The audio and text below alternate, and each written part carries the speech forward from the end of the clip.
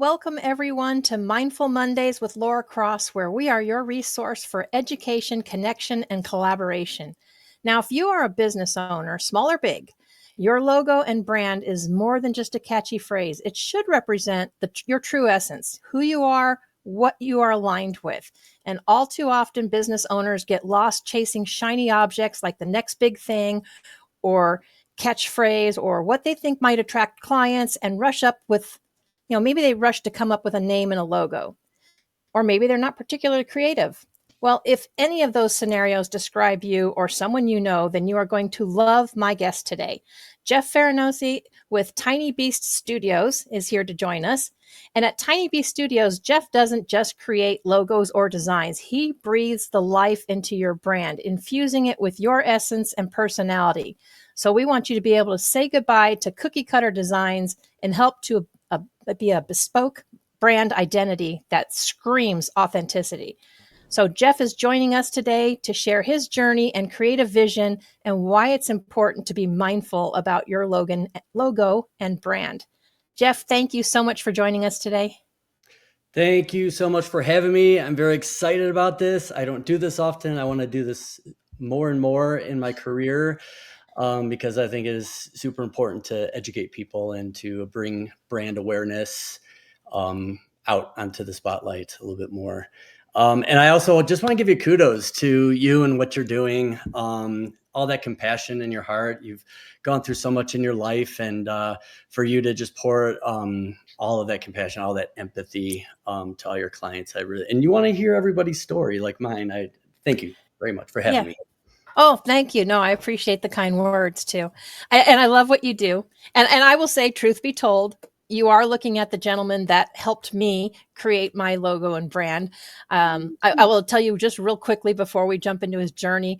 We had met at a networking event and we were talking, and he was honest. I had a thing, and he says, have you ever thought about that? He says, because your brand kind of looks like clip art. And I never really looked at it that way until he said that. But enough about me. I would just want to say it was fantastic. I loved meeting him and absolutely loved what it's done for me. But Jeff, can you tell us, you used to work in a corporate career like a lot of us did before we went to be a business or owner or an entrepreneur.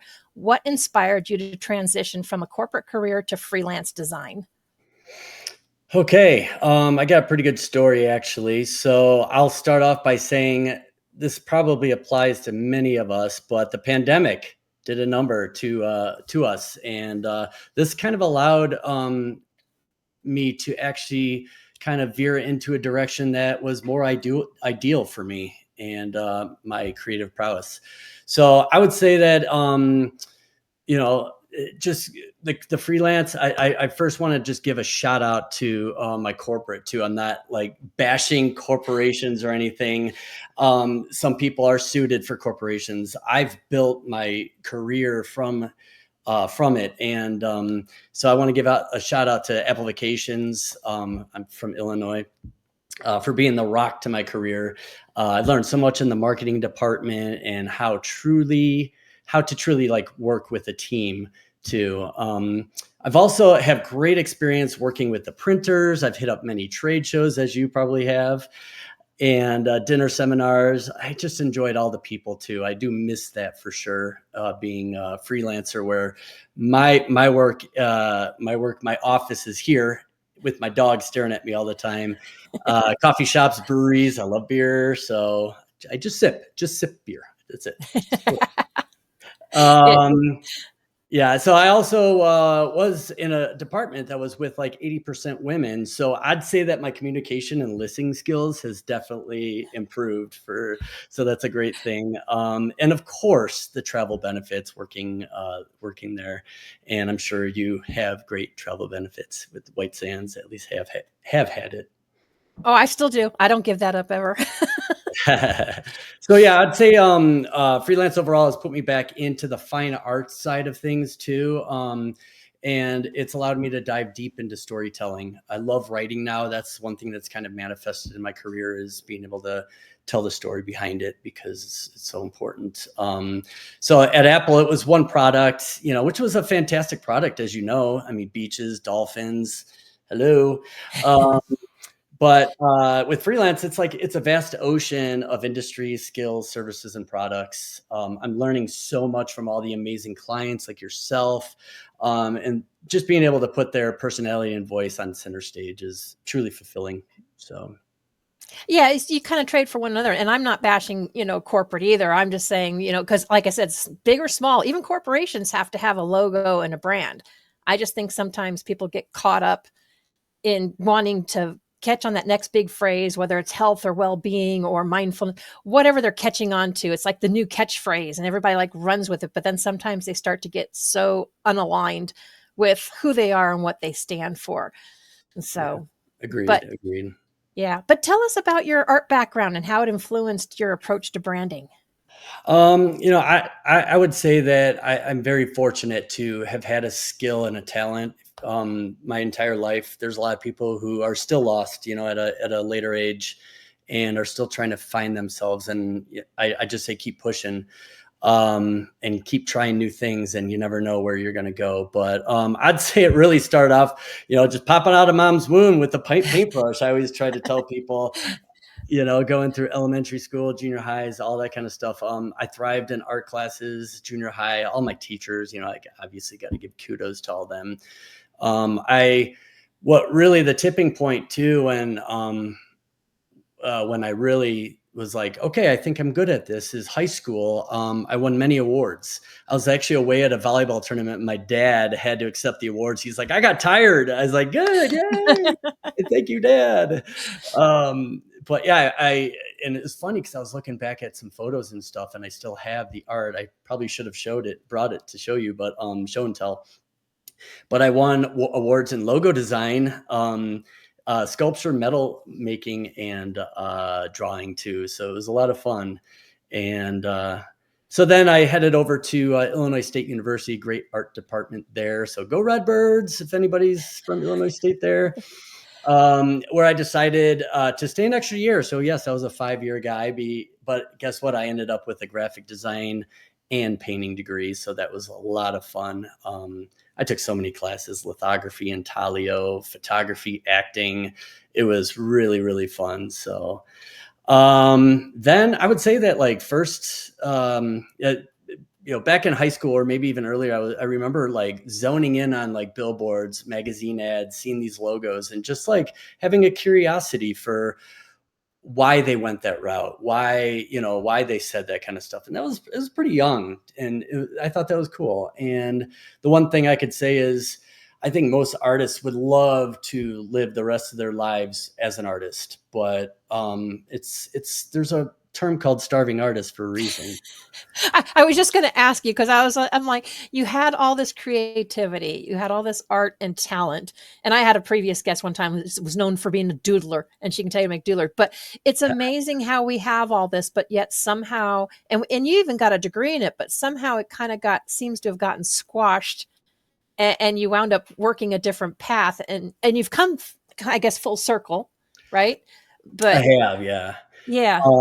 Yeah. And great. I love that full circle for sure. So I would say what 91, 92, 1991, 92 is, when, yeah, I don't know. I'm just really excited about it. I'm sorry, I just lost my train of thought, but No, but I mean, it's amazing how we have all this creativity and stuff in us and yeah. stuff. And I don't know whether people, if I think we're pretty close to the same generation. If you were kind of told that you would never make money at that, or the whole starving artist thing, were you not supported, or were you just highly suggested to go get a job and go work for somebody? Or Yeah, no, how'd that? thanks. You brought that back. You brought that back. Yeah. So what I was going to say was, that was kind of like the boom of like graphic design. I mean, graphic design has been around for a long time, but Mhm. the computer world started appearing, and that's where I was like, you know what? It sounds like that's where I can make money. And because I've already had like an affinity toward, logos and just all that kind of advertising, I was like, you know what? Maybe I should try this, pursue this, and see. And then always, in college, it was great because I was able to have all these fine arts, uh, other classes like that. So, but I continued with it, and I ended up falling in love with it. So here I am. And trust me, I've had moments where I was like, oh, I don't know if I want to do this again. Should I go into landscape design? Should I do any other kind of design or whatever? But it stuck with me, and I'm glad I'm here. And I think just freelancing, I hope I can do this the rest of my life. So Oh, I'm glad you did too, because it shows when someone is truly passionate about what they do, and which you are when it comes to logos and brands. I mean, I guess that's one of the things that kind of attracted me. I was like that just it's like, okay, this person like really cares about making it, helping me to show who I am, because sometimes I wasn't even sure who it was, but you have processes that help all that. So I think it's amazing, and I'm glad you did. thank So. you. No, I appreciate it. I've had some advice where, because I can be upfront, and I wish I could be without like being offensive or anything. Like somebody said, you should be like the Gordon Ramsay of design, where he's like, you know what, your logo sucks. You see me. Um, yeah, your business is gonna burn down because of the logo just isn't working out, the branding's not there. No, but I just can't. I'm just like too much of a I people. was going to say, FYI, Jeff is not that harsh. Yeah, I You cannot might take find that. it harsh, but hey, he asked first if you could say, what he was thinking. I'm like, we open ourselves, but you have to be open, to criticism, good Yeah, or bad, absolutely. because otherwise you just keep doing things and you wind up maybe misrepresenting yourself or not being really who you are. Yeah. So, how do you infuse mindfulness and well being into your design process? Oh, I love this question. This is excellent. Because this is, yeah, this I hold this heart close to my heart too. I think, I guess the lucky thing for me is that art is therapy. It really is. It's like attending your garden. Hmm. It's yoga. It's meditation. It's walking on a beach. Of course, I have clients that take some of the joy out of it, but it just makes me more energized to want. It just makes me more energized to want to make it a more joyful experience for them, because it should. It's art, Yeah. and I love that. Um, you know, come to think of it, I feel like even the DMV should have clowns like making like animal balloons for everyone. Wouldn't that make the experience a little more enjoyable? Yeah, we need to have a lot more laughter and fun in our lives. Absolutely. Yeah, I mean, just turn that negative into positive. People that I've learned, I've heard, oh, road trips are too long. I'm like, well, make a trip, make a vacation out of that in between point A to point B. Just like throw some of that. Um, You're exactly right. It's what you make it.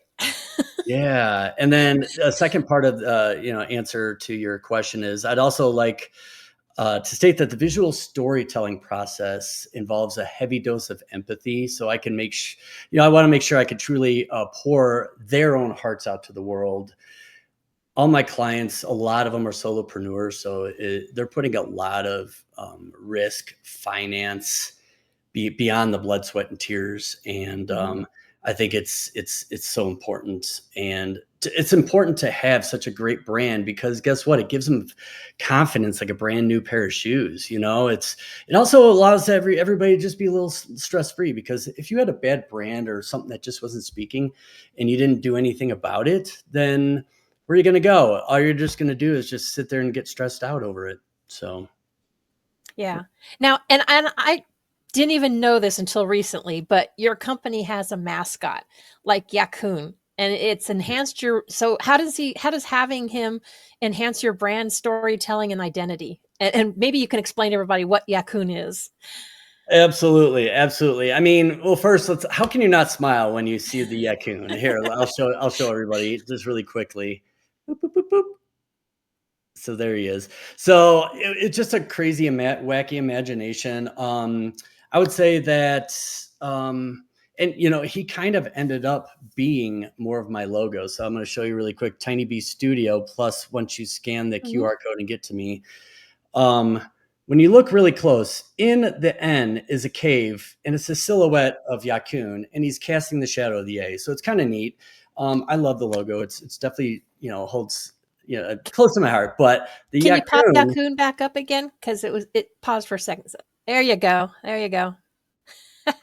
Yeah, he's cool looking. Sorry, go so ahead. just a weird thing of like where I was just saying like we're all kind of mixed beings, we're hybrid, and I just wanted to do something unique. I didn't want it to be just a unicorn or something else like that. So this guy is a Yakoon, a baboon, and a wild boar. I'm creating bios to all my tiny beasts, and I have stories and everything. So it's kind of definitely manifested. So I would say that you know, if you throw a fate, like mascots have personalities. Let's just say that. Mhm. So whether a living being or even an inanimate object, so, you got a rock. Throw a face on the rock, and you got Pam the pumice stone or whatever you want to call it. Like there you go. You have something, and it's memorable. I mean, here I got a question for you. Think of the gecko, the polar bear, and a tiger. Who are those companies behind? The Uh, gecko, Geico. the polar bear, Yeah, that Coca-Cola. and tiger. Oh, Tony the Tiger, Frosted Flakes. Fun. They stick See what I with you. mean? They stick with you. They do, and none of those animals have anything to do with like the product, really. I True. mean, you're not eating. I mean, they're not orange and black flakes, or I don't know. Anyway, so I just think if someone doesn't remember Tiny Beast Studio, even if they say like, was it Little Creature or something, like maybe they'll remember Yakoon at least too. I think there's a vernacular thing to tone to it. Yeah. Yeah, absolutely. Can you share a memorable experience where Yakoon played a significant role in one of your projects? Oh, absolutely. Just recently, I was a speaker in a business lab with four others. It was SEO, it was social media, and I think Google reviews. And we all were like door number 1, 2, 3, 4. And my leader, Julie Nervelli, she's awesome. She wanted the Yakoon, asked, hey, can we have the Yakoon as our mascot for this promo? So I thought that was awesome. And then the other thing too is, creating Yakoon and his friends, it's manifested into me writing and illustrating a book, a children's book. So I'm very excited to announce that to anybody that's new to this. I even have like a 10-book thing idea in my head too. So I have the main book coming out where it's just going to be them all grown up, and then origin stories to them all too. And then Almost the like a other, Star Wars thing. You got the finish, then you got to go back and say, where did it come from? I do. Yeah, it's kind of like the prequels. Yeah, Yeah. exactly. And they all come from eggs too, so it's kind of fun. I would say also the most exciting news I just recently received was, and this is the power of connection with networking with LinkedIn. Is I just got hired to create a Tiny Beast for Colorado apparel company for their fall lineup. So I'm very excited about that. So I get to meld together like our state's, amazing animals into something magical and unique for t-shirt lovers and more probably. So it's fun. That is awesome. Yeah, that is definitely awesome. So I think we kind of covered a little bit, but basically why you did choose Tiny Bee Studio for your creative venture.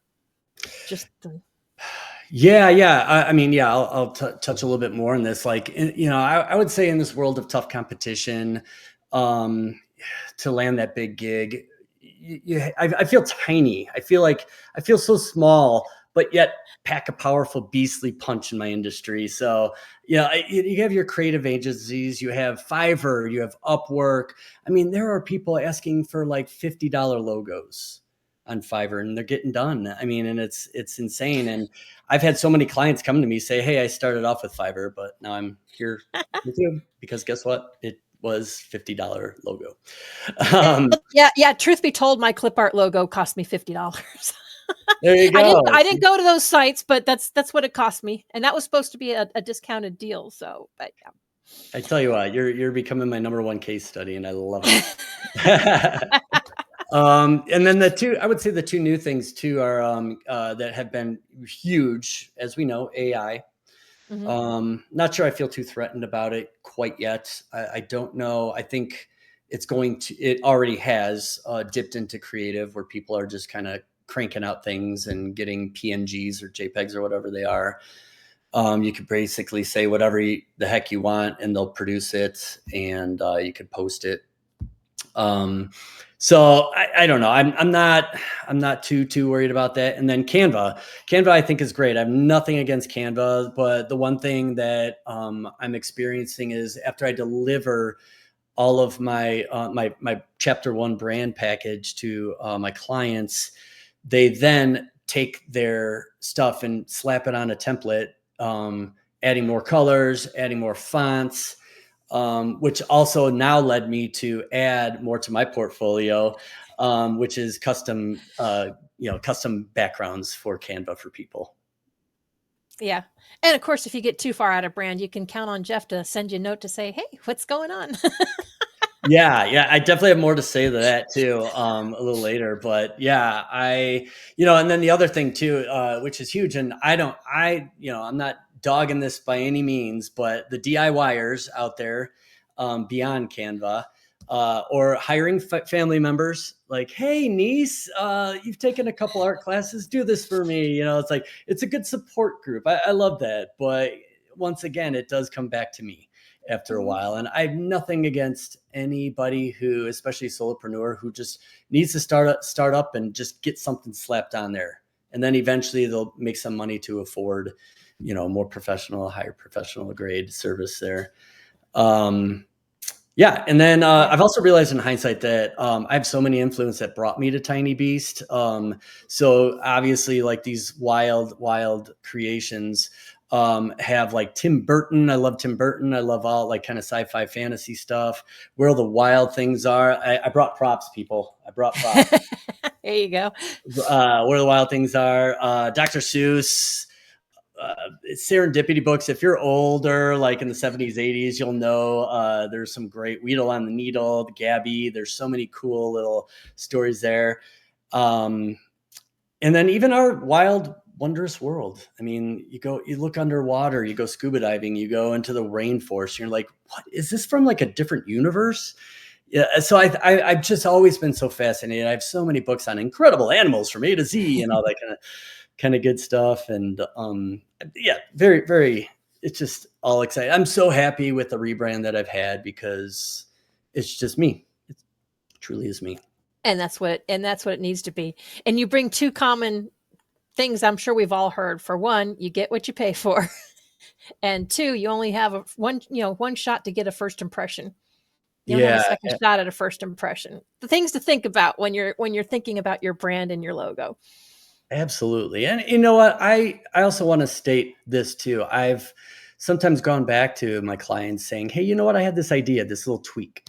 And I know that you don't have your logo on a sign or vehicle wrap or anything. What do you think about this? So sometimes I'll even come back and say, hey, what do you think of this? Like, there's this one thing that was bothering me. There's a little off balance or something like that. And usually I'll get it. So yeah, no.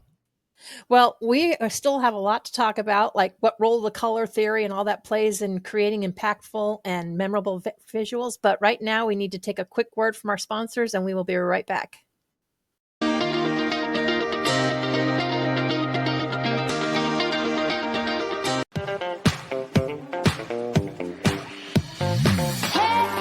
we got soul.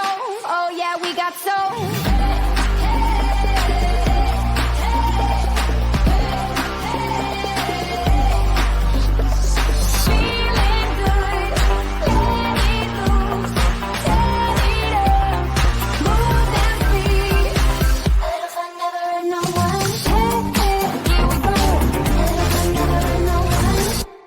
Hi, I'm Bobby Aldridge with BAM Metrics. There are so many programs out there that measure your swing speed, sets, reps, your BMI, your body fat, but the one thing they're not measuring that's so essential is mobility.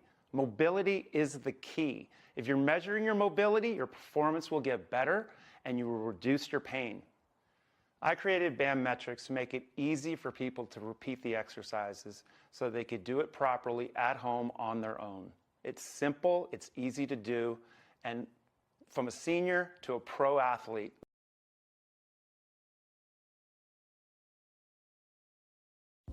Relief for PTSD, anxiety, pain, insomnia, and many other ailments.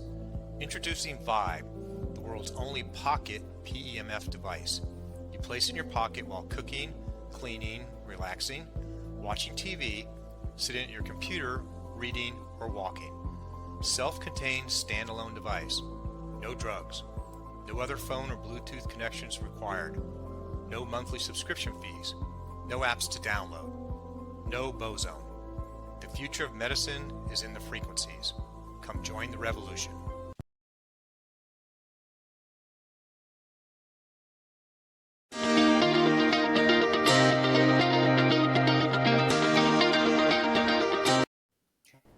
So, Jeff, maybe you can tell us, what role does color theory play when you're creating an impactful and memorable brand visuals? Yeah, it's so huge. I remember taking a deep dive in color theory in college. One thing I loved about college, back in my days, was that technology wasn't quite there with all the programs. So they really taught us a lot about design concept and theories and practices and stuff. So, I mean, I remember actually even inking ads instead of actually anything on digital. It was really cool. The marker inking, I don't know. So, that was a blast from the past. So yeah, I remember. Yeah, so the color theory in college, it just stuck with me. I can go through all the adjectives that describe every color.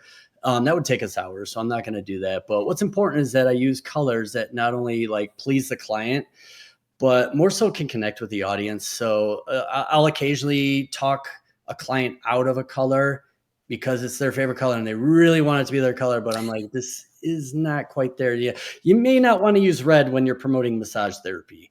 Yes, it symbolizes love and you love that. But it can be very loud and bold, and it can even inject caution into the audience, like even at a subconscious level. So whether we are thinking directly about the color or talking about it, or when we're not, actually, it's actually happening behind the scenes with our emotions. I'll give you my great example is White Sands Self-Care with Laura Cross. You should check her out. She's a perfect example of proper color scheme. I think you provide mindfulness with self-care and also have an affection for dolphins. And I think that's really cool. So there's your mascot, which is a great one. And Miami Dolphins, got my Miami Dolphin colors in there. Exactly. And, I don't know if you're a huge fan of Dan Marino, but, I could change your logo if you want. No, I like it. I like it the way it is. Right. And I remember you wanting the oranges and the kind of aquamarines to be part of that because of the Miami Dolphins. But I also wanted to make sure that it wasn't, oranges can vary. So can aquamarines. They could be like super bright, especially on screen too with RGB and CMYK for printing and all that kind of stuff. So I think, just dimming down a little bit of the orange, making it a little bit softer, your aquamarines, giving it a couple softer, lighter tones, and then adding the beiges to represent like kind of your sands. Not white sands, because it would just be white. White sands, aren't they kind of slightly off white? Maybe not. They are, depending on where you are. And it's not for White Sands, Mexico. I always tell people it's White Sands from the St. Thomas beaches, because that's where one of the places my parents loved. And when I needed a name for travel, that's what we came up with. But for me, orange is it happens to be Miami Dolphin, but for me, it's like sunsets. I love sunsets. And the blue is like for the Caribbean blue water, because it is so crystal clear. You can see to the bottom. And absolutely love the Caribbean water, but it all kind of goes together. Got to make sure it was not, I may have lived in Colorado for 35 years, but I had to make sure it was not the orange and blue to be misunderstood to be a Bronco fan. So, right. Nope, exactly. Got to go the other way. I love that. Okay. Yeah, no, and I'm so glad that you already had great colors to choose from, and they just suit your logo, your brand very well. So, well, you actually help pull them out, but like you said, that's a good point, because a lot of people may not realize, and it's something I learned kind of more recently, but colors can actually change your mood, your tone. Like you said, massage therapy, you want it to be relaxing. You don't want people feeling like they should go or be this. And if you don't know that, a lot of people, I don't think, put that into thought when they do stuff. Like you said, sometimes they may just go, because this is my favorite color, but they don't think about how it reflects or how people are going to respond to it and how they might want them to respond to it. No, absolutely. And I encourage anybody to, whatever industry you're in, just go on Google and say, hey, I'm in this industry. What colors reflect me well, and or just type in color theory, and you'll see all the emotions that are tied in, because I think some of them can be conflicting, but it depends on your industry. So when somebody comes to you, they're already pretty much going to be calm, because they know that they're going into your profession and they're getting help. And I don't know. I find like yellow could be, very alert, but it's also very calming and happy and sunshine. So yeah, I think, and what I love about your colors too is it totally matches your personality as well. It's your calm soul, it's your calm demeanor, and your playfulness too, like a dolphin. So all this is perfect. And then I'll give one example of my last client, Jessie Bowser from Essential Beauty Co.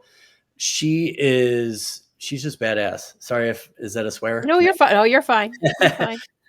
So she is a makeup artist and she has tattoos. She just kind of has this edge to her, but a lot of her clientele are brides, and it's a very feminine forward product, that a service that she's selling. So she's like, I don't want to just I don't want my clientele to just be like goth and biker chicks, right, or whatever you want to call it. the rebel. Yeah. But I also don't want to be off-putting to any brides or anything like that are maybe on the more feminine, softer side. So how do we do this? So the logo's on the website too, you can see, but it's EB, and it's this cool swash, and her favorite color is like an emerald jade green. And I said, you know what, let's keep that as an accent color. So we stuck with black in the beginning, and then I was like, you know what? We need to make this like your vibrant pink, like the lipstick you're wearing. She's like, that's my color too.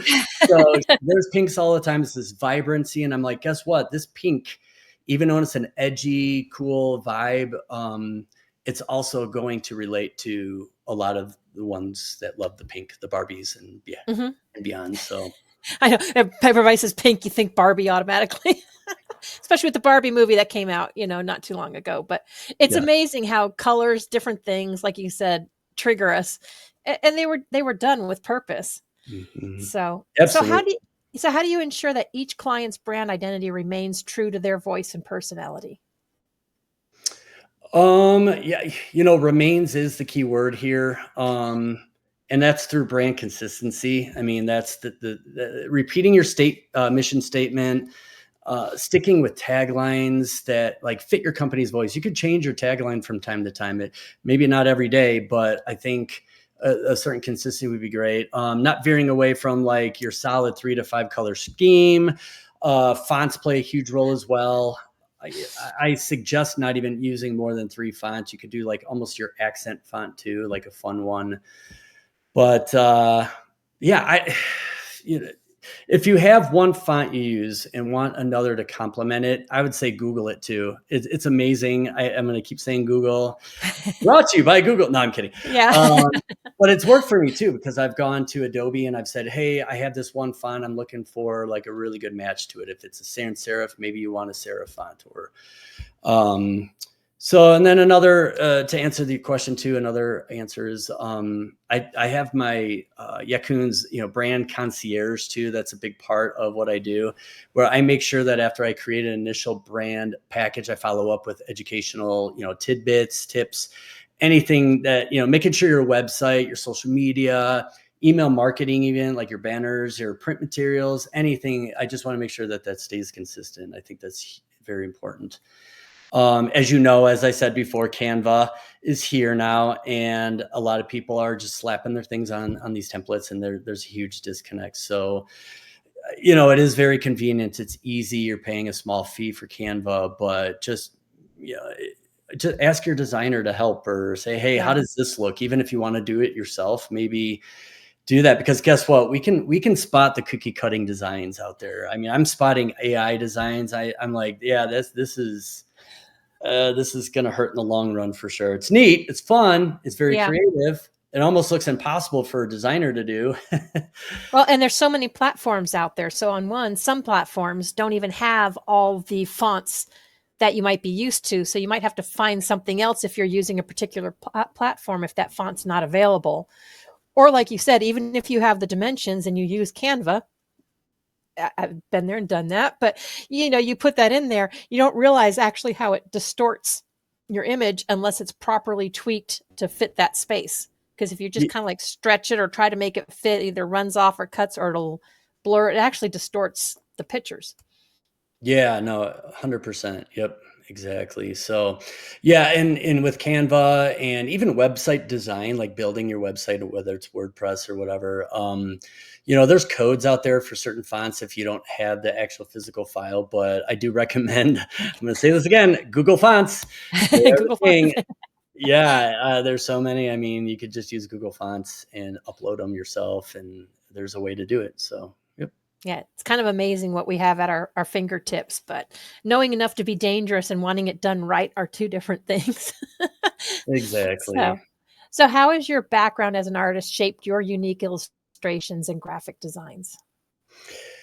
Yeah. Okay. This is a good question because I actually had like an argument with an ex-coworker back in the days because she was a designer but didn't have a fine arts background, and I guess I kept mentioning like, well, it's good to have this, and she's like, why? I have nothing against. I think there are plenty of designers out there without fine arts background that design perfectly fine on the digital platform and everything like that.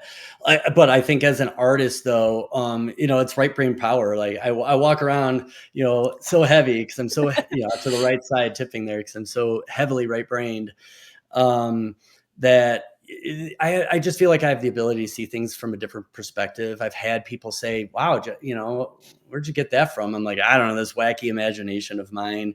So I think that plays a huge part. Perhaps it's a more vivid imagination, or maybe we're just, because we have the tools and it's usually our hand being able to draw, is to be able to showcase like the dream I just had last night onto paper or whatever ideas or thoughts I'm having. So I don't know. I think it's super duper, important to have that ability, but not necessary for sure, as I've learned. So that brings up another question. Do you ever struggle with that creativity part, or does it just come naturally? Because I know there's times where I'm feeling creative and I can do stuff, and there's other times it's just like, yeah, I feel like I don't have a creative bone in my body. Do you ever have those times where you just kind of get stuck? And if you do, how do you get yourself back into focus? Yeah, no, I'd say I don't. I'm perfect. We know that's a myth. Yeah, it's definitely a creator's block for sure. It's very frustrating because as an artist, I just want to have that answer. I just want to make sure I have it. So a lot of times, like a painter does to their canvas, you just have to step back 10 feet just to look and see it from a different perspective. Maybe step away and do something else and come back, do another project. That's another reason I love freelance is I can be working with 3 clients at the same time. If I'm struggling with one, let me go to the other one. And guess what? Maybe that other one even had an answer for me for this one. So it's pretty wild. But absolutely. For me, I think it's so important just for anybody to just keep drawing. Just keep writing. If you're a writer, go to the garden, plant something new, go to the grocery store, find a new ingredient. Don't even look at the cookbook. Go find an ingredient, go find a turnip, baby bok choy or whatever that you've never cooked with, and come home and then figure something out. Yeah. You'll be surprised how much it changes your ideals, your thought process. Yeah, it's amazing what you can do when you get out of your own way. Because I know a lot of us have that issue.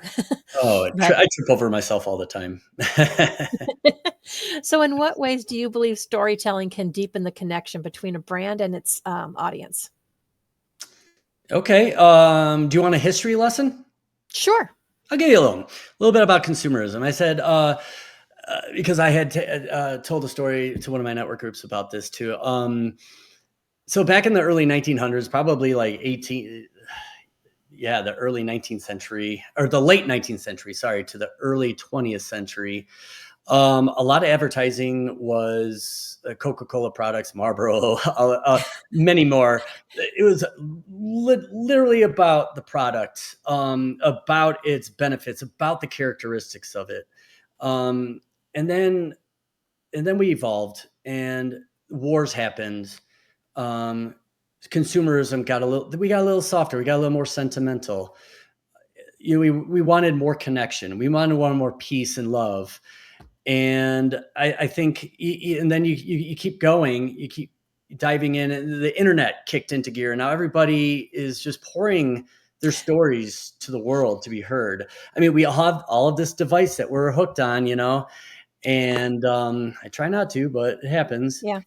But you can go to the peak of Machu Picchu and take pictures, and already here's the story you're telling. I think it's amazing. It's overrunning our lives, in my opinion, but perhaps it's good for the designer, for a designer's perspective, because I think it's really cool. So I would say ultimately the present right here, that valuation is the key word to our present economy, and in the marketing and advertising industry. So everybody wants to be a part of a story. And my big thing is to make sure that my clients are the heroes. Most heroes have problems or faults in the beginning, and I'm just here to guide them. I'm here to just have them find their special, unique power. And so, yeah, it's fun.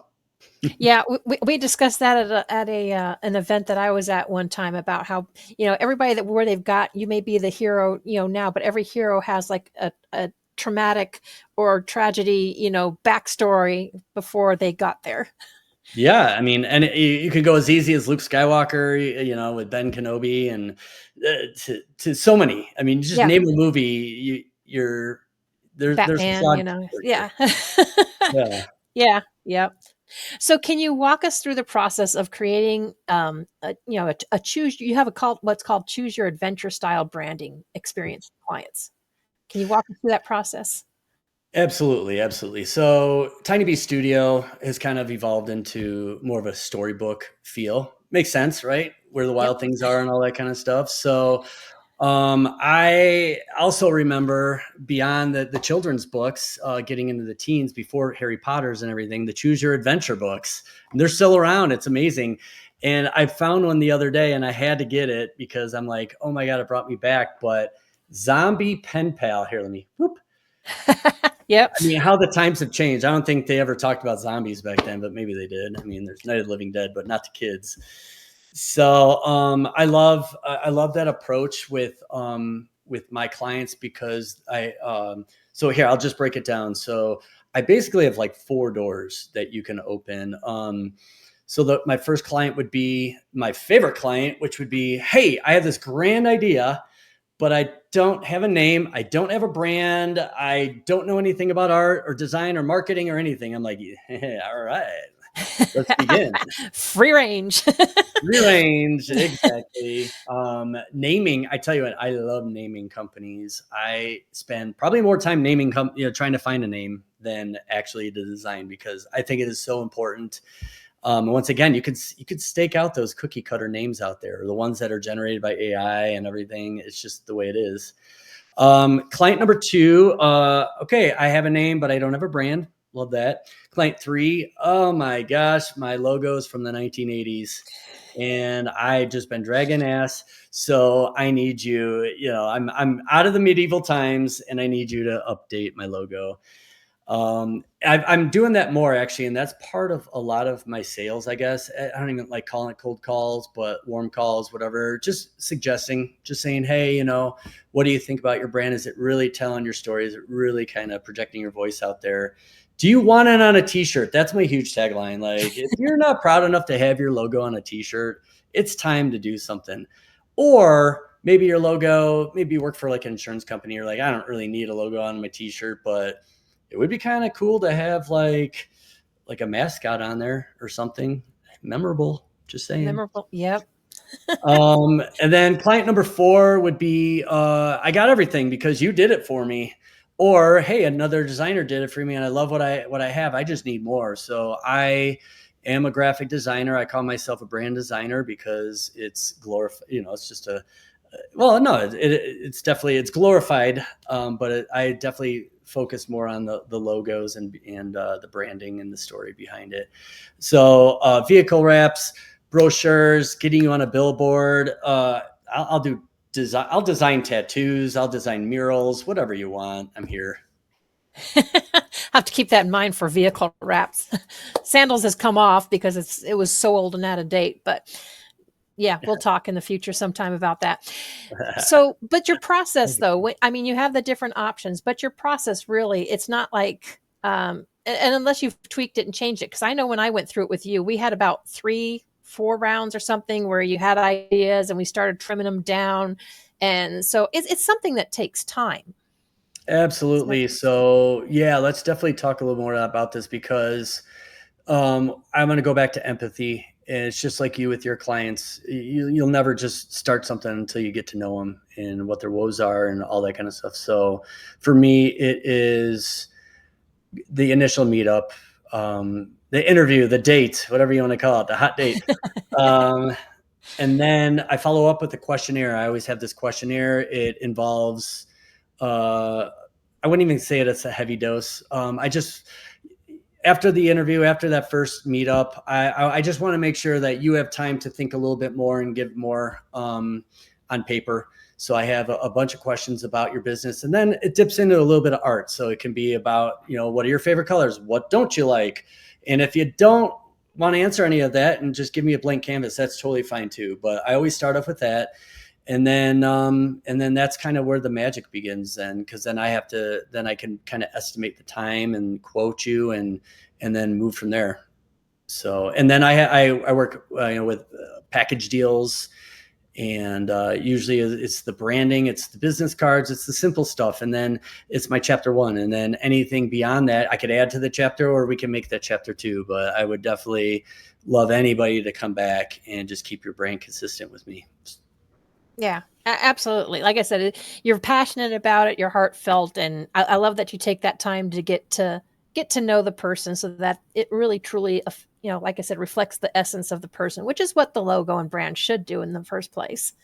Yeah. So what advice would you give to aspiring designers looking to make their mark in the creative industry? Do you guys want my advice, kiddos? Just kidding.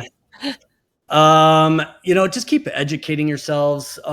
Software skills, you could fall behind. I've fallen behind, and there's an update every other day, and there's new things, especially with AI. And I know there's a lot of AI tools out there that do it for you. Try to avoid that too. Learn it from YouTube videos, Adobe videos, whatever you need. There's Skillshare out there, Linda, all sorts of good stuff. Just get deep into the marketing trends too. Don't get too trendy. I think the most important thing when you're designing brands is timelessness.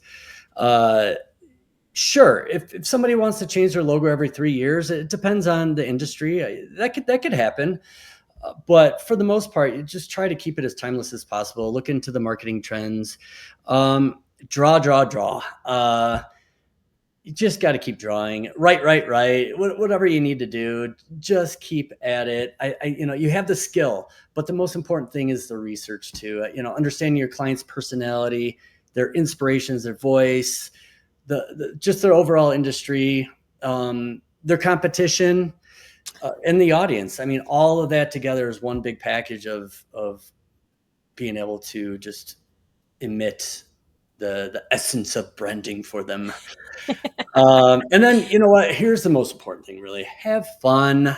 Don't sweat the details. They're here for a reason. Your clients are here for a reason. They need you. They're not the artists. They don't have time for that anyway, even if they try to do it. So I think that's kind of the most important thing is like, just know your value and stick to it.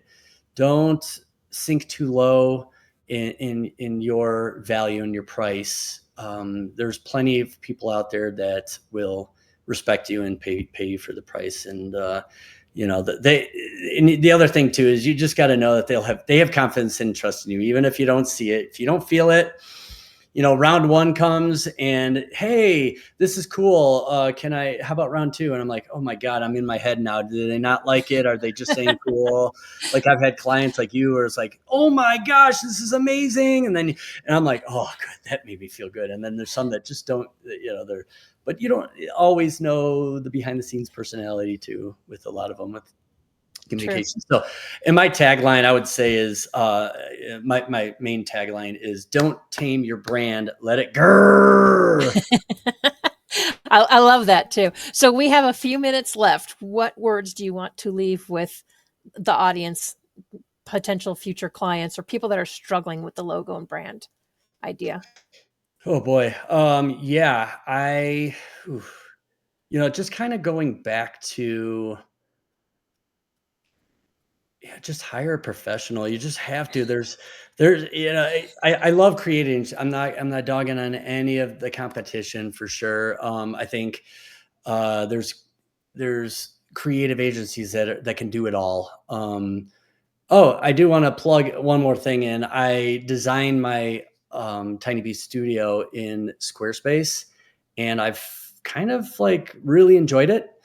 And I think I want to add that to my portfolio, to like, hey, you know what, as long as it's Squarespace, I'm happy to develop a brand, a website for you. I think that's where the other part of where, the brand consistency comes into, is like, hey, you know what, the guy who built my brand is actually doing the design, the logo too. But my biggest thing too is when you're branding yourself, and this is something I was going to say earlier.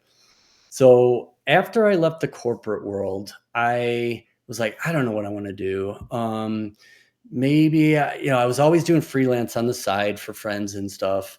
Like, maybe I will try this full time. I think I'd love to kind of have that flexibility. I think I'd love to have multiple clients, and I love networking. Obviously you can see that I'm a little bit of an extrovert. I don't know.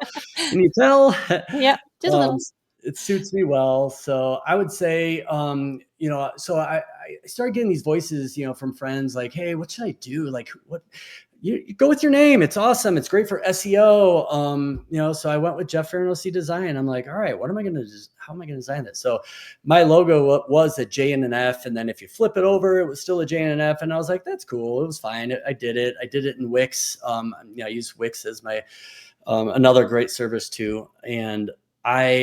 But I never wanted that on a shirt after a while. And when I was networking with somebody, I can't even remember his name. I'm so sad about this, but he said, you should be, are you happy with your brand? I said, probably not. Turn the tables on you. I totally did. And I might have I probably said something like, about how I'm thinking about rebranding. I can't remember, but he said, you should brand like you brand for your clients. You should take that amount of time like you do for them, and it should be you. So I think that's kind of how Tiny Beast has evolved. I spent months and months developing my logo, and I think, don't just jump into like your name if you're not happy with it. Like, find something that's true to you, find a good story behind it, a good theme, and just go with it. So yeah, when I met you, you were the JF. Right. And I still have that card somewhere too. Now, if I gave you, a t-shirt with a Yakoon on it, wouldn't you be a lot more excited than like the JF logo, right? Oh yeah. Yeah. It's cool. He's a cool creature. By the way, we got to get you on a shirt. That is on my list of things to do. Oh man. Yes. I want and a car wrap. I'll need a new car wrap for my Mustang, but I love that. So, Jeff, I want to thank you so much for taking the time and sharing all this with the audience. I really appreciate all your knowledge and insights. Thank you. And, thank you again for having me. And this platform is amazing. I mean, the amount of viewers that you have, it just shows how much of a connection you make and how much you influence people's lives and everything with your amazing personality and beyond. So I would like to thank you again. And yeah. Thank you. It was my pleasure. And anybody watching, obviously you can see how passionate Jeff is about bringing out your true essence in your logo or brand. So if that is something you are struggling with, do the mindfulness thing and take that stress off your plate and connect with Jeff. Never hurts to have a free consultation or call to see if you're good fit and can work, or what he can do for you. So thank you everyone so much for joining us, and we will see you again next week.